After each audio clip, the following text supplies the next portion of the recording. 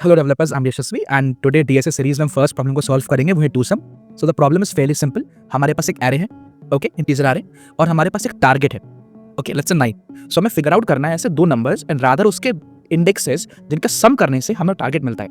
Okay, for example यहाँ पे 2 and 7, अगर हम इन्हें ऐड करते हैं तो टारगेट 9 हो जाता है, करेक्ट। एंड देन हमें इसके इंडेक्सेस को रिटर्न करना है, दैट इज 0, 1। जो सोल्यूशन है इसका, एक नंबर पकड़ते हैं, हम हर अदर नंबर के साथ उसको ऐड करके देखते हैं। अगर भैया ऐड हो गया दोनों नंबर और 9 आ गया आंसर, हम रिटर्न कर देंगे वो इंडेक्स। वही है ये सोल्यूशन, नाइव सोल्यूशन, जहां पे हम दो फॉर लूप का इस्तेमाल करके हम फिगर आउट करते हैं कि कौन सा ऐसा कॉम्बिनेशन एग्जिस्ट करता है जिसको ऐड करने से, जैसे nums at i plus nums at j is equal to target, अगर ऐसा है तो i, j को रिटर्न कर दो। ये हमारा नाइव सोल्यूशन है। दिस इज अ सोल्यूशन जो हमें ऑप्टिमाइज करना है, बिकॉज द क्वेश्चन सेज कि हमें o n स्क्वायर से ऊपर जाना है। इनफैक्ट जब हम इंटरव्यू में भी बैठेंगे, हमें अपना इंटरव्यू ये बोलेगा इसको और ऑप्टिमाइज करो।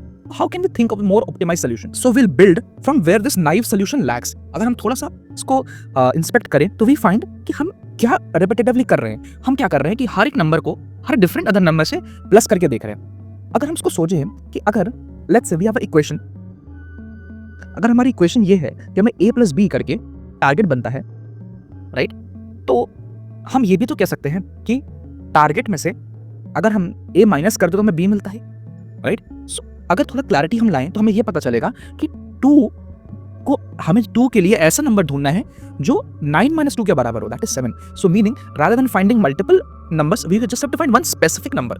तो वो क्या नंबर है? वो है टारगेट में से जो करंट नंबर है उसे निकाल दे, हमें वो अपना नीडेड नंबर मिल जाएगा। तो the equation could be, target में से अगर हम जो नंबर जिस पे हम खड़े हैं, जिस इंडेक्स पे करंट नंबर निकाल दे, हमें अपना नीडेड नंबर मिल जाएगा, right.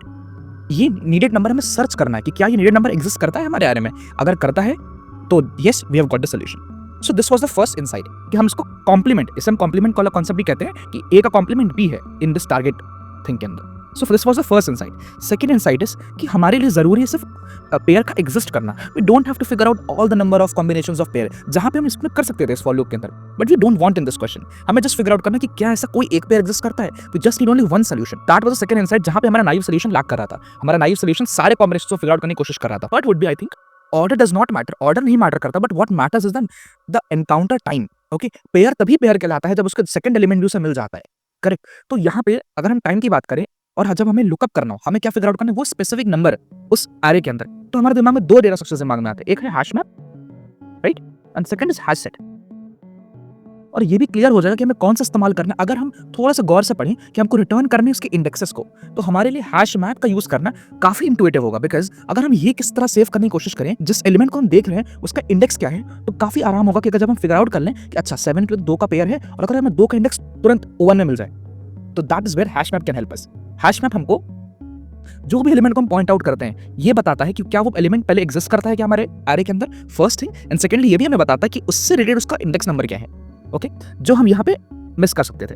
Okay, so whatever insights we have gathered, उसके साथ साथ अभी हम अपना कोड शुरू कर सकते हैं करना।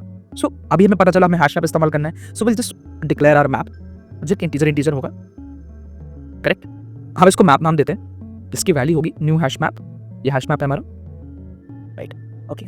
जैसा कि हमने फिगर आउट किया कि हमें ट्रेवर्स करना है, let's ट्रेवर्स the entire array.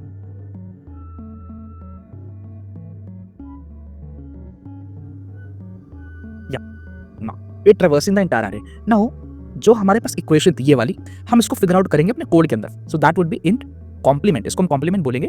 Complement is, आप कॉम्प्लीमेंट भी कह सकते हो या नीडेड नंबर भी बोल सकते हो, okay, whatever you can say that, should be equal to target, जो टारगेट हमें मिला है, माइनस द करेंट नंबर। तो करेंट नंबर क्या है? nums at i, index i, जो करेंट नंबर चल रहा है, ओके। सो हमें अपना कॉम्प्लीमेंट मिल गया, ओके। नाउ हमें फिगर आउट करना है कि क्या ये कॉम्प्लीमेंट हमारे एरे में एग्जिस्ट करता है। उसके लिए हम क्या कर सकते हैं? Correct, we can use hash map. So हमें किस कंडीशन आके चेक कर सकते हैं कि क्या हमारे मैप में कंटेन्स की मेथड है, कंटेन्स की, क्या हमारे मैप में ये कॉम्प्लीमेंट एग्जिस्ट करता है। फॉर एग्जांपल, अगर हम 2 पे खड़े हैं, हम ये फिगर आउट करना चाह रहे हैं कि क्या हमारे मैप में 7 एग्जिस्ट करता है, क्योंकि अगर 2 पे खड़े हैं और 7 हमें है हमारे एरे में, यस, हमें अपना पेयर मिल गया, करेक्ट। अगर इस केस में देखें, सेकंड एग्जांपल में हम 3 पे खड़े हैं, राइट, और अगर हमें 3 मिल गया, हमारा काम डन हो गया, बट हमारे में 3 नहीं है, राइट, तो हम स्किप करेंगे, हम 2 पे जाएंगे। अगर हम 2 पे खड़े और अगर हमें 4 मिल गया, हमारा काम हो गया, तो यस, हमें 4 मिल जाता है। So that is how we are trying to figure out. So अगर हमारे मैप में वो कॉम्प्लीमेंट एग्जिस्ट करता है जो हम फिगर आउट करना चाह रहे हैं, अगर एग्जिस्ट करता है तो बस हमारा काम हो गया, हमें रिटर्न कर देना है इंडेक्सेस को। अभी उसका इक्वेशन लिखेंगे, let's just keep it here, let's focus on the other condition. अगर नहीं मिला तो अगर नहीं मिला तो फॉर एग्जाम्पल इस एग्जाम्पल 2 में अगर हम 3 पे खड़े हैं और हमको 6 - 3 3 चाहिए और हमारे पास 3 नहीं है उस एरे में, तो क्या होगा? हम सिंपली क्या करेंगे, जिसको भी हमने एनकाउंटर किया है उसको अपने एरे में हम डाल लेंगे, अपने मैप में डाल लेंगे और इसके इंडेक्स को नोट कर लेंगे।